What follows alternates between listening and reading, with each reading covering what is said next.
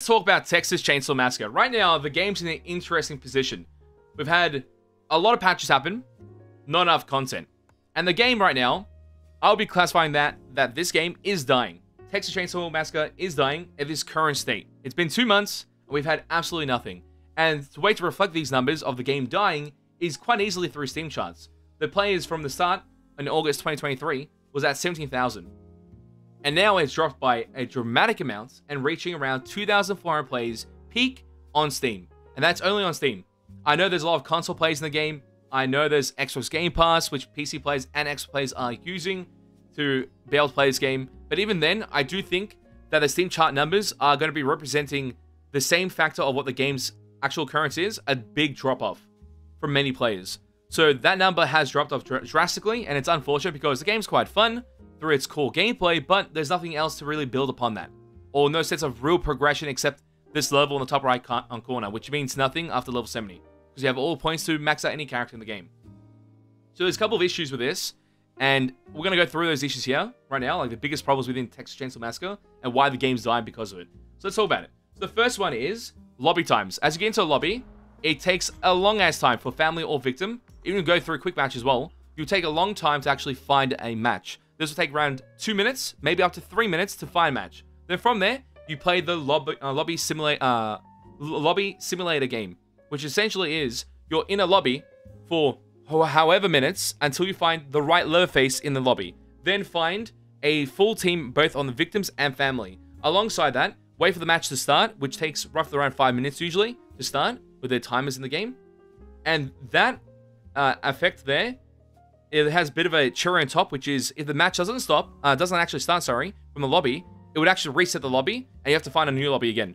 So you kick down the lobby, find a new lobby. And that time there to find a match, when the matches only go for around 1 minute to 5 minutes, and sometimes at 10 minutes long in duration, is very daunting for a player, which highlights the decreased numbers of players playing this game because they don't want to wait anymore playing the game. So that's one big thing.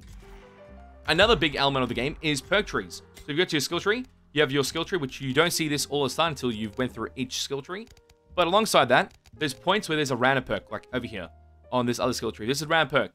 You have a random chance to get a certain amount of perks from this random perk. And getting the right perks for your builds takes a long time. Sometimes you could be in the screen for around a minute, other times half an hour, sometimes 1 hour to find the right perks that you need from that random perk selection in order to get the best build for your character, or a build that you're going to enjoy for the character. So that takes 1 hour, and this is only one character. We also have this amount of characters, so 10, and that takes 10 hours. And then you want to change the build, try something else. Well, guess what? You're going to go through the same cycle again. So the majority of your game time ends up going in the lobby, all in this skill tree system here, which is kind of sad because there's many ways to streamline this, and they don't do it. Like with lobbies, you can make a better experience for players by having maybe a way to choose your preferences of what characters you want to play from 1 to 5 before you jump into a lobby. They'll make it easier to fill in the gaps, and then people don't leave because they got the character they want to play. Perfect. Same for victim as well. They can do the exact same thing, and they'll help out with queue times. And even when you get into a match, it should only take 1 minute for the match to start, not 5 minutes. That's what it should be. Alongside that, with the actual progression on your skill tree, they can change this system to have all random perks on the left-hand side, showcasing a list of random perks that you can select from. And anytime you get to a random perk node, be able to select that perk to fill in that node. That will save so many minutes, so many hours on the skill tree system, where people can make their builds and have fun with the game, which is the most important part, having fun. So alongside that, we're going to talk about the map choices. Right now, in Texas Chainsaw Massacre, there's around 3 maps. Yes, they have different light settings or day and night vibes to them. That equals a total of 5 maps then, if anything. But still too little. For a game to release with 3 core maps is very little, and that makes it hard to have fun in this game. After a while, you just reach a point of repetition, and that's kind of devastating, because you want to have fun with the game as long as possible. So more maps are very much needed, and we haven't got them, and it's been 2 months, and everybody's waiting for it. And even then, one map that comes out maybe at the end of the year is maybe not enough still. I think we just need a lot more maps. You should have 8 maps at minimum, because many people think that Texas Chainsaw Massacre is a beta experience. That's what it is currently. That's what it feels like, even though it's a full release. So that's another thing there. Alongside the confusion of DLCs and clarity is the understanding of a roadmap. We don't have a roadmap to understand if these characters are going to get reworked if the perks in the game are actually going to work, like Overlooked, we don't know. Like, these perks here are bugged, and there's no roadmap to fix them. No incentive to understand what the hell is happening with the transparency between the developers and the community when it comes down to just the content for the game and the sense of enjoyment what to have. Because you can look forward to certain dates when there's something to announce or something to work towards, which we don't know.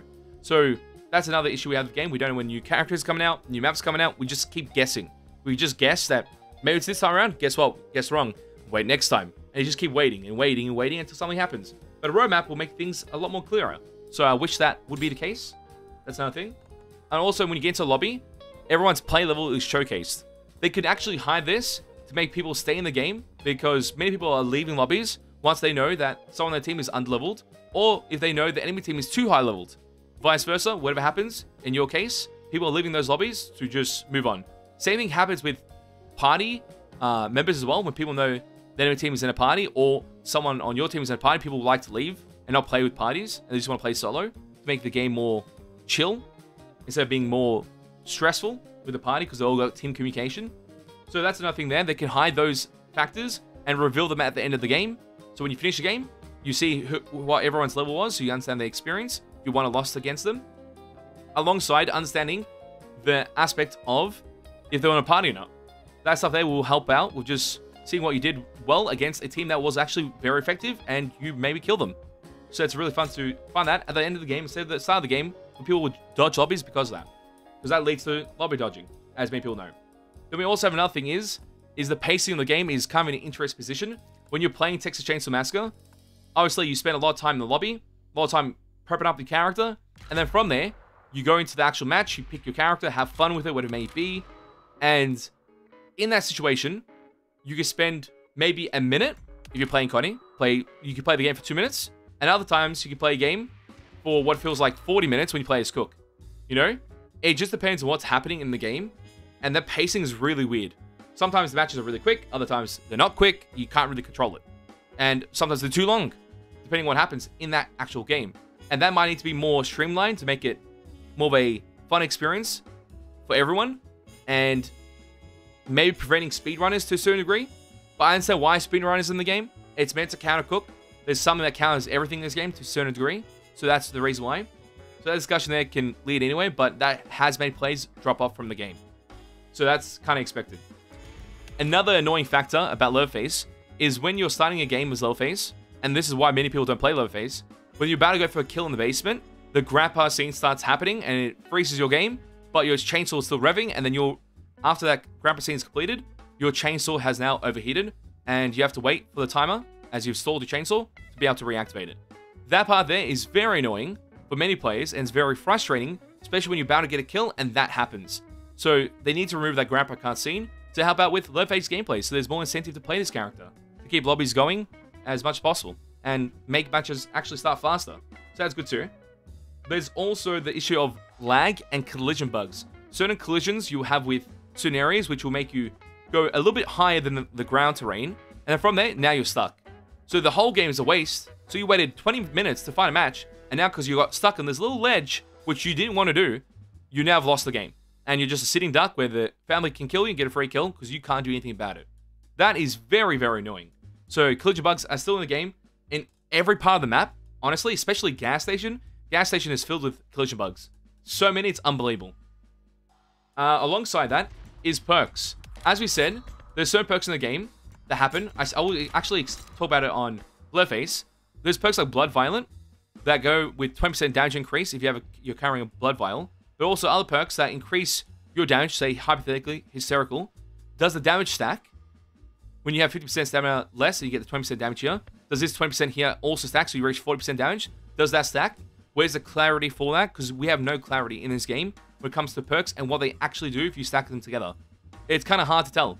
There's not been much clarity against that, except for perks like Serrated, and that the bleed amount does stack, but it's only stacks through duration or timer, not through that effect itself. It just extends the effect. So I would love to understand this stuff without having to test it, but see that something comes up, it's like, oh look, red mark comes up on top of this perk. You can't have two damage perks at the same time. Oh cool, thank you for the heads up. I won't run that. Or they don't activate the same instance. They activate one instance when I'm below stamina, other one when I have full blood, but they can't overlap each other. So I think just knowing that stuff from a level 1 perspective is very good, because many people are playing the game with bad builds, and intentionally bad builds, thinking they're good because they don't know how things stack together. And that could help out drastically. Alongside that, there's one more thing I want to talk about, which annoys me when I play Victim: close counter events. So when I play Leland, I have a close counter build like this. If I go into a close counter, I should win. And doesn't matter what HP I have, I should win, especially when I have Empower to gain my HP back. So if I'm at 10, 20% with 50 strength, I feel like I should win that event quite quickly. And if I do win the event, which is another thing, if I do win that event, and I get a close counter win on my screen, I should have immunity. I couldn't be killed by anyone else that comes into the interception. So if like Cook comes around the corner and they slap me, because I already won the close counter event, I have kill immunity. Like no one can kill me for that event, for the ending animation, so I can leave. And if I do get hit on the way out when leaving, it's alright. But not during the time that I've already won the event. That part there is really unfair, because it leads to a one-shot and you die automatically because someone came out at the right time, even though you won the event. So I feel like that needs to be fixed in some aspect. So those are the biggest problems in the game, in my opinion, and why Texas Chainsaw Massacre is dying, or currently dying, because the lack of transparency for content and understanding of what the game is going to develop to is very hard to understand. Like, from my perspective, I've got no clue where this game is going to go, except that we know where there's going to be a new map and new characters sometime soon. Don't know if it's this month, don't know if it's next month, don't know if it's the month before it, don't know if it's 2025, I don't know if it's 2030. It's a guessing game. That's the thing. Just truly a guessing game. I think having that transparency from the devs and understanding what the hell the game's going to go to, what's going to happen, maybe increases the player's retention and makes them want to actually linger longer to enjoy the game for longevity instead of just playing it, having a 1 week retention of playing the game and then leaving. Because I feel that's the case right now. I think this game has a 1 week retention where you play for a bit, you have fun, then you reach a point where it's like, you just keep doing the same thing until you reach level 99? Yeah. Do I get anything for reaching level 9? No, just you get more of these skill point tree shit that no one cares for. Okay, thank you. Good to know. So it's not fun. That's why people think that this game is a beta experience or unfinished. It's because there isn't enough things to keep you playing and enjoying it compared to other games that are out in the same genre. But also, it seems like majority of the games in this genre just die. Like Evil Dead and Predator Hunter's Grounds and other games like that. They just seem to go on their way out after a couple months and they're just dead. I'm hoping the same thing doesn't happen here. That is why we're talking about this, and hopefully it does recover and get better. And they reach numbers better than before. Like something that's happening with Battlefield 24 this current time, when they pushed through their peak numbers and did very well. I want to see the same thing happen here with Texas Chainsaw Massacre. So that means the game will be growing and the matches will be much more fun, much more active, things will start quicker, we'll enjoy the gameplay together, and have a lot of fun. I think that's the best case. But tell me your opinions and thoughts in the chat and the comment section down below about what you think about Texas Chainsaw Massacre. Is it dying? Is it not? I'd love to know. And this is more of a discussion. Not saying it is, not saying it isn't, just a discussion. But I'd love to hear your opinions and thoughts about it in the comment section down below. If your mates are new to the channel, hit the like button, follow us on Twitch, join the Discord, create Lordy a game subs for 10% off, and also BTLmerch.com. Joe Sport, greatly appreciate it.